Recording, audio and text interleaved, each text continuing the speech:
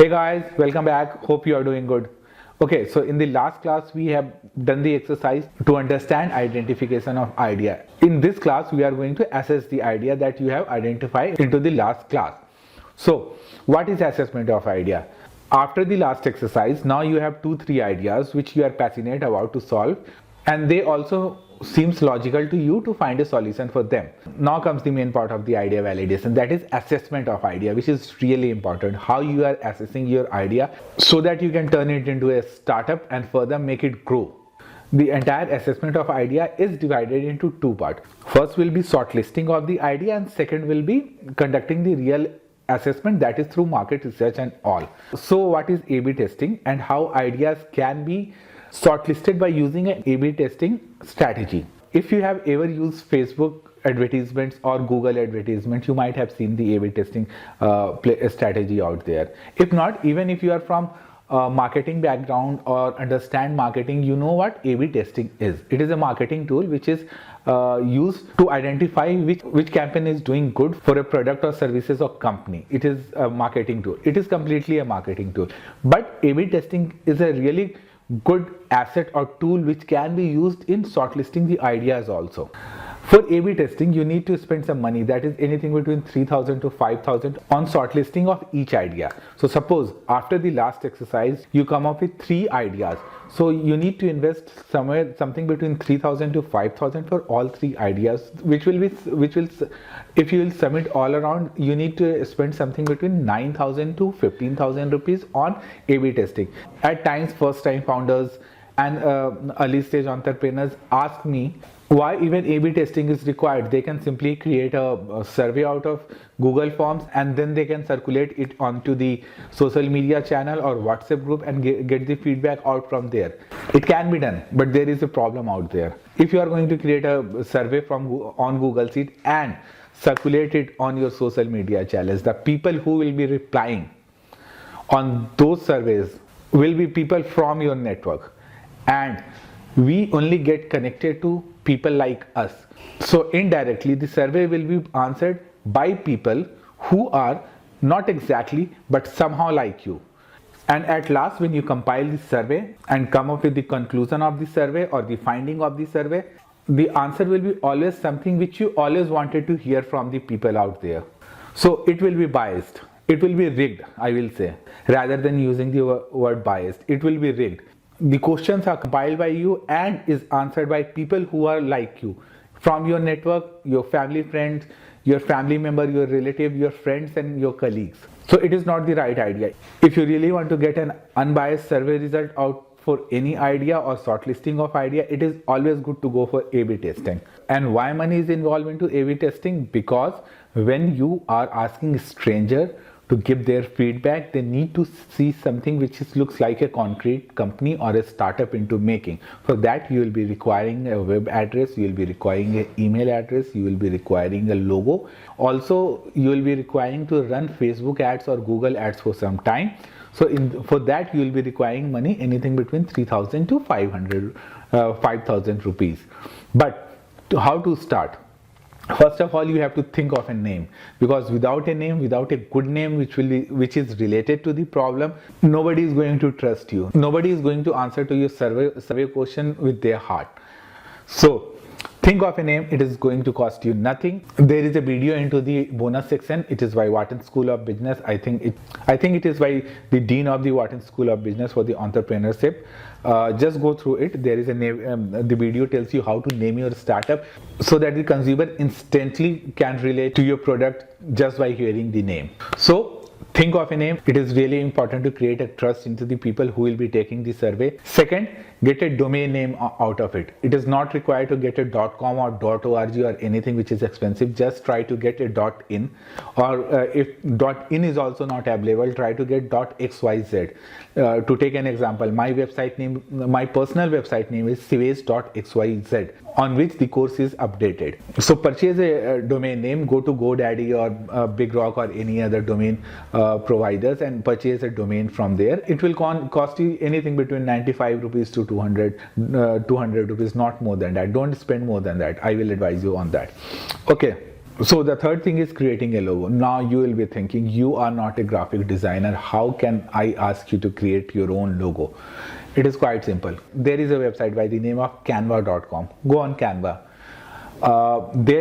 Go on Canva, in the search of the Canva, type logo, logo, and then it will take you to the section where logos are provided. It is free of cost. So just make some drag and drop changes out there, create the logo for your brand or the name which we have decided earlier. The question generally comes to founders' mind, why to create a logo? Because logo is something which gives you a, what you say, identity, pehchan. It gives you an identity. So there might be chances that people are not going to take your survey for the first time. But if you are running a Facebook advertisement, the second time it will go, the third time it will go onto their feed, they will going to click on it because they can relate to, they have seen the logo before and they can relate that there was something which is coming. So after that they can always go and click and take the survey or whatever you are going to ask them to do. So that's why logo is important, because it will be your identity and it will be there into subconscious mind of the user, which is going to act on your A/B testing. If you are aware a bit about digital media marketing or even marketing, there are 3 phases. The first phase is awareness, where you tell about your product and services to the market. The second stage is engagement, where the consumer engages with your marketing assets or the campaign and everything. And the third is the purchase or the action or the final action which is taken. So that's why logo is important. For the first time when it will come on the feed of the consumer, they might just see it and ignore it. Second time they will engage into it, and the third time they will take the action. So that's why go on Canva, use your creativity and create a logo out of it. The fourth will be creating a poster. Just go on to Canva, you will find like 100 of templates there to create a poster out for social media. So out of the entire A/B testing, your aim is to bring people to looking for the services, for the ideas for which you are doing the testing.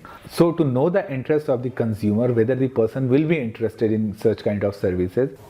So once they will click the poster which is created, which says that okay, you are planning to develop a solution for such and such problem, would you be interested to be part of it, or would you be like to be first user of it? So what will be the next step? Where will these people will go if they are going to click onto the poster or the learn more button on the advertisement? You need to create a landing page for them. The landing page is something where you need to collect their email IDs. You can create these landing page for free. From where can you create a landing page? Just go and Google how to create a landing page. There are tons of software out there which will help you to create a landing page. I will advise either get it done onto MailChimp or get it done on the ConvertKit. These are 2 of the mailing softwares that I use, and getting the mails out there and getting the landing and creating the landing pages is really easy into these 2 mailing software. Go and create a landing page.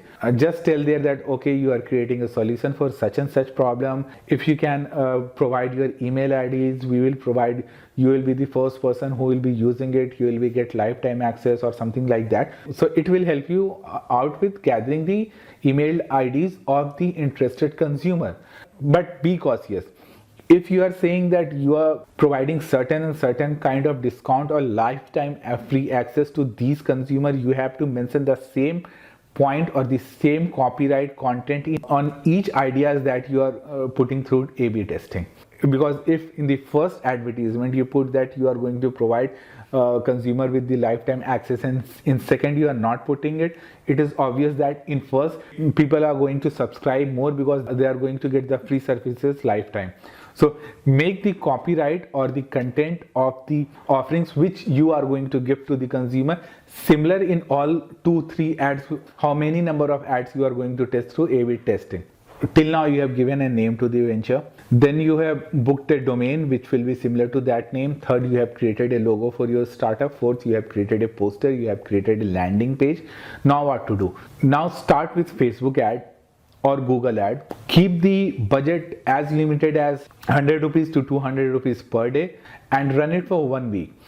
Why to run it for 1 week and not to run it for single day or 2 days with a higher budget? Because Facebook as well as Google, for the first 2-3 days they test, their AI runs a lot of things and it tests. So the outcomes may vary, it can fluctuate. But after 2 days their AIs get all the data points, and after that they start showing right advertisement to the right people. So run it for a week's time and you will get better data point than running it for 2 days. Once the ad duration is done, when the advertisement is over, now try to analyze the data. As you are asking for email IDs from your landing page, the first indicator from the data sets will be the email IDs, the number of email IDs that you have created for different ideas. Suppose you ran 3 ads.